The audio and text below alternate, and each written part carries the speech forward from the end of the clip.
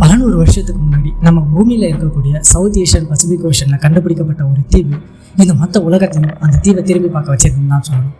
ஏன்னா அந்த தீவில் இருக்கக்கூடிய ஒரு மர்மமான விஷயத்தை எதுக்காக உருவாக்குனாங்க, யார் உருவாக்குனாங்க அப்படின்ற பல விடை தெரியாத கேள்விகள் இப்போ வரைக்கும் இருக்குது. யாருக்கும் அதுக்கான பதிலும் தெரியல.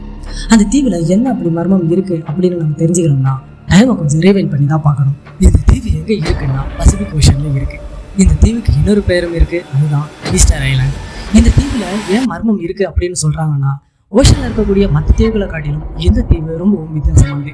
ஏன்னா இந்த தீவில் உங்களால் மரங்களை பார்க்கவே முடியாது. அதுக்கு பதிலாக ரொம்பவும் வித்தியாசமான பிரம்மாண்டமான மூவி சிலைகளை தான் பார்க்க முடியும். இந்த சிலைகளை அந்த தீவில் வாழ்ந்த பழங்குடியின மக்கள் ஆயிரக்கணக்கான வருஷங்களுக்கு முன்னாடி செதுக்கியிருக்காங்க. இந்த சிலைகளை பார்க்கும்போது இந்த சிலைகளில் என்ன மர்மம் இருக்க போகுது அப்படின்னு நினச்சிங்கன்னா இந்த சிலைகளில் தான் மர்மமே இருக்கு.